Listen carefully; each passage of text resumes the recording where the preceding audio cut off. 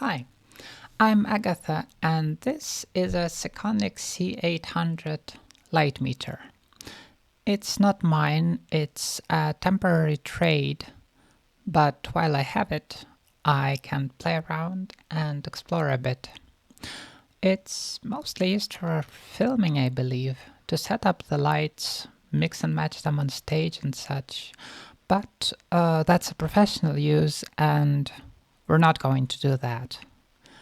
Instead, we'll just point it at anything and everything shiny and light emitting, and we will observe the instrument's display for a highly scientific measurement of things that are casually happening all around us every day.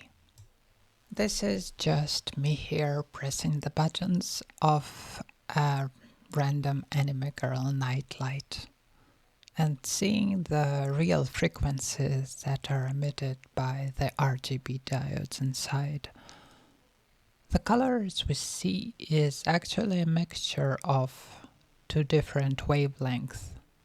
It's magic, the kind of magic that artists have known and used for ages. This device can show many different things, but I'm mainly going to focus on the spectrogram, which shows which wavelengths of light are actually emitted, on the lux, which shows the perceived intensity of light, and on the CRI, which is the color rendering index, a measure of how accurate the colors would appear in the lights you're measuring when compared to perfect daylight, which is something around 5000 kelvins, and the light you have outside when you're out in the sun. Speaking of the sun, this is what we see when we're measuring the sunlight directly. The light intensity is at about 33,000 lux.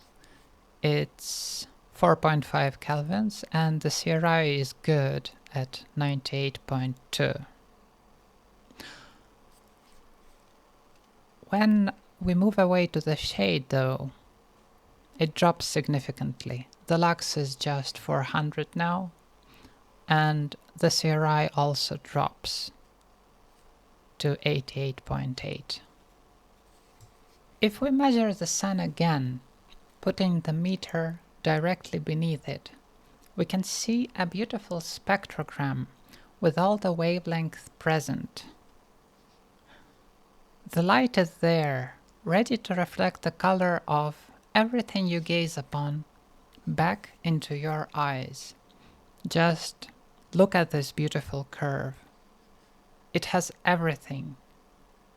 The sun is a wondrous body, like a magnificent father, if only I can be so grossly incandescent. We'll take another good look at the sun a bit later though. For now it's the evening and the IKEA lights are on the ceiling. They're showing just 245 lux from about 2 meters away. The spectrum looks really different. There is a harsh blue spike though, which seems to be a common thing among diodes.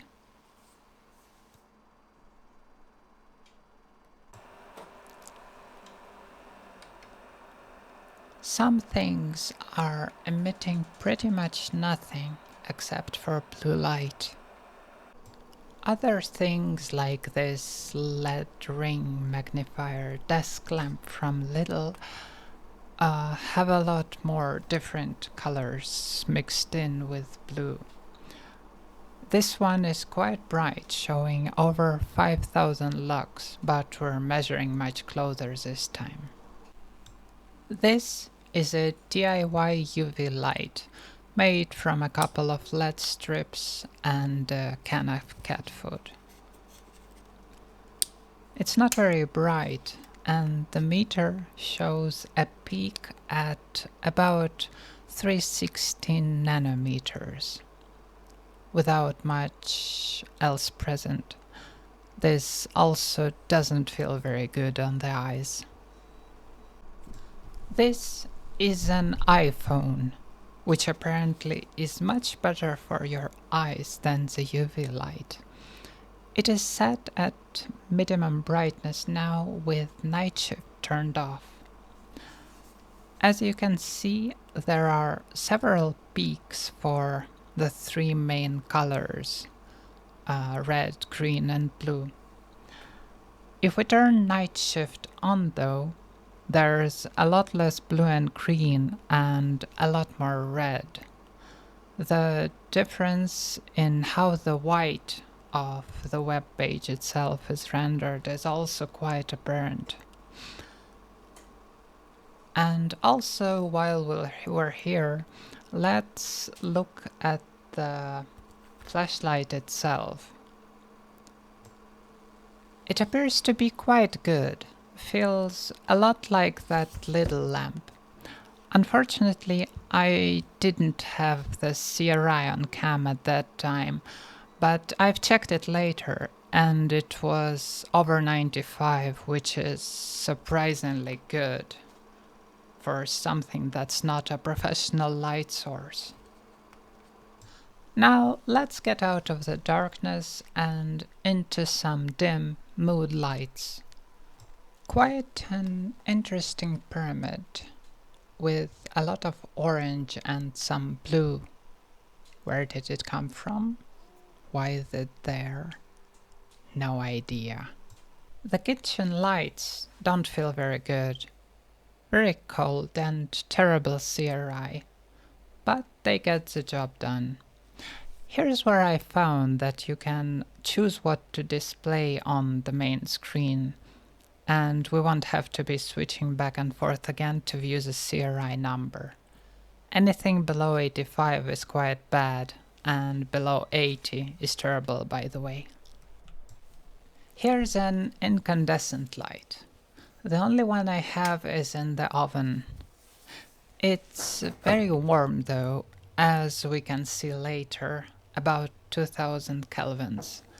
And although it has a pretty curve and a good CRI value, it probably won't make the colors appear as they would under ideal conditions. Still pretty though, and your bread looks amazing when you bake it. While we're still here, let's take a look at the stovetop glowing brightly red. It's a bit scary to be that close since it's so very hot, so let me back off a bit. Yep, it's very red, and it's probably spilling over to the infrared wavelength, which this meter unfortunately doesn't show.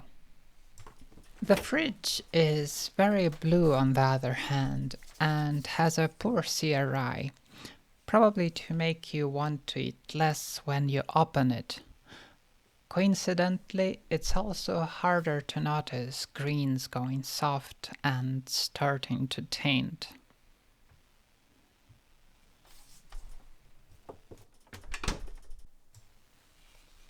I've collected a number of other things here to look at while it's still dark and there is no competing light. First of all, we'll take a look at a professional photo light. The CRI is very good. The color temperature is a bit off from what I select, but not by much. At 100% brightness measured from close up, it went above 10,000 lux, which is not very comfortable to look at.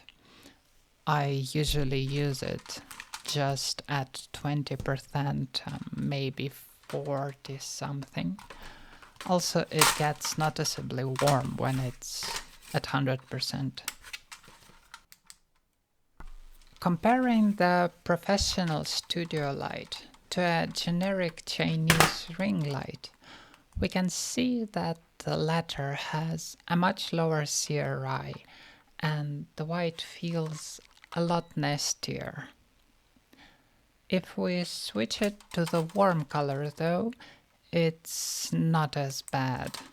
The CRI is still bad, but that's not necessarily a thing when taking selfies. The reddish and warm hues make the face look prettier.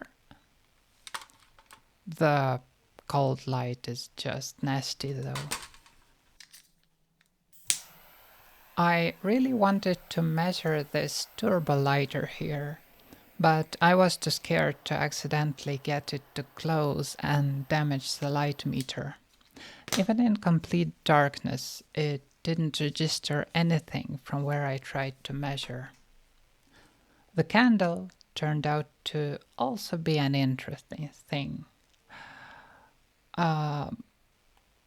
Right after I lit it, it was very dim and didn't burn that well. We can see a red peak. My first thought, of course, was to go get another, because this candle is apparently defective. But when I returned with a proper candle that I was sure would work correctly, I decided to poke at the first one for a bit, and I noticed that as it was lighting up, there was less of a red peak and more of a curve, and it also got brighter. So after some time, it got close to what you would expect from an incandescent light. A proper candle, right from the start, shows something that is very close to what we've seen in an oven. About 2000 kelvins of warm light and a nice even curve. Turning back to artificial lights, here's a portable lamp thingy. Very bright. The CRI sucks though, and it's not pleasant to look at.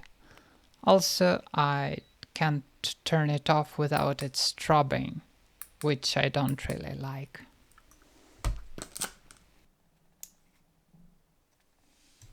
Up next is a quansheng radio display. It has a white curve which peaks at yellow, with that mysterious blue hill present.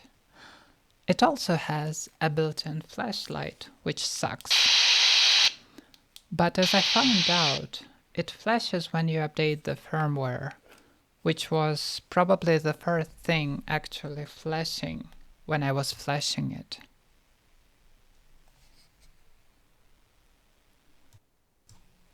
Next, we have an RGB photo light. I think there's some sort of pattern with the blue light, which I'm too lazy to Google. Probably has something to do with blue LEDs being cheap or energy effective or something. It's very small when tuned into warm light though, so we'll let it be. The RGB part, which lets you select a variety of different colors, is just about what you could expect. Almost an exclusive tall peak of one of the chosen base colors, or a mixture of several peaks in different proportions, producing the impression of a different color. But in reality, there are just 3 colors here, and it's your brain that's actually doing the mixing. Here's an infrared thermometer. We'll get to its laser pointer, but for now let's just measure the screen. Quite an interesting curve, with little blue and no blue spikes. The laser pointer is very red, at about 680 nanometers. The green laser pointer is spikily green, with a speck of blue light, which makes me wonder if I'm getting an interference from something. Here's what the light from an Android phone flashlight looks like.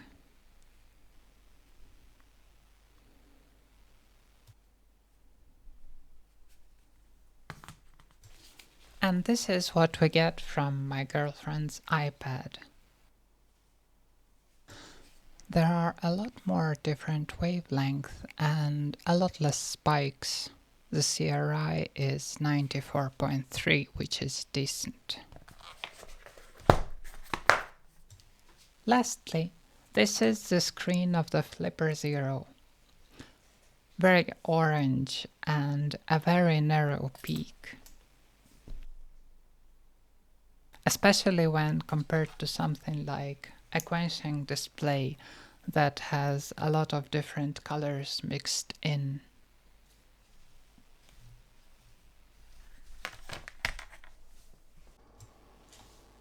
But enough of that.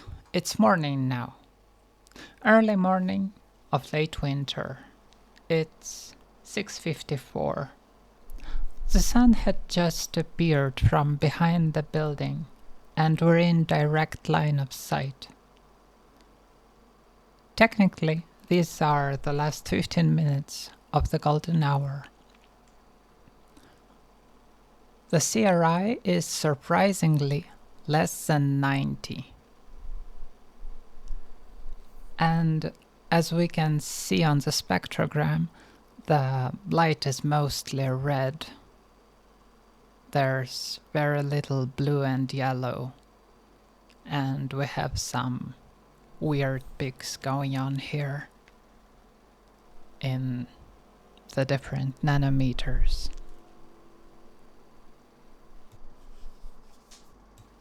It is now 6:57. I've checked a couple of websites and it seems this is the right time to measure. The golden hour in winter is less of an hour and more like 40 minutes. The spectrum is still mostly red, even though the CRI is 91. We're getting a bit over 4000 lux and the current color temperature is 2800 kelvins. It is now 7 o'clock. Both the color temperature and the CRI are steadily rising, but we're getting less lux for some reason. Maybe there's a cloud before the sun or something. It's 7:09, which is the last minute of the golden hour, according to a calculator online. We've got a neat 10,000 lux reading before I press the button again, and the color temperature is still around 3100 kelvins. More CRI, more brightness. It's 7:13. Technically the temperature of the golden hour is 3500 kelvins, and we're reading 3300 now. More lux, more CRI, but the spectrum is still very red. Just 3 minutes later at 7:16, the color temperature is about the same, but it's gotten brighter. Harder to film now. 7:19 now. We're approaching 3500 kelvins, which is the average temperature of the golden hour. 7:21 now. The sun is shining directly into the lens and it's getting harder to measure. Otherwise, not much has changed.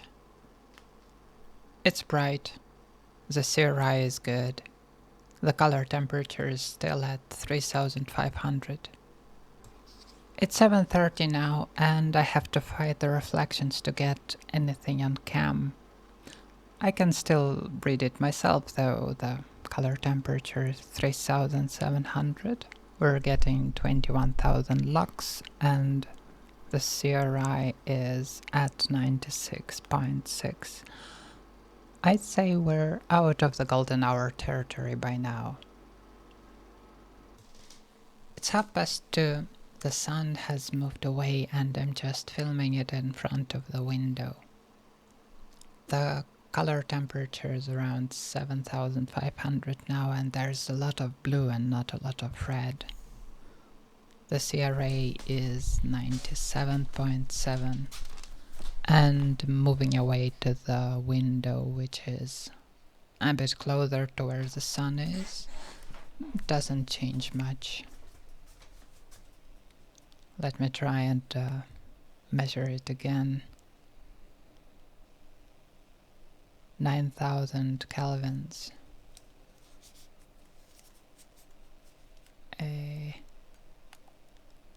Yep, 9,000 kelvins and 3,500 lux. Pretty bright and very blue, as you can see on the spectrogram. If you've made it here, good job and thank you. This was a pain to edit. I don't really like editing a lot. Go and take a walk in the sun during the early morning or evening to experience what the golden hour looks like, or at any other time when you feel like it. You might enjoy it more than you think. There are birds and bees and cats and other things. Sometimes they let you touch them, and it feels kinda good. Therapeutic. See ya around.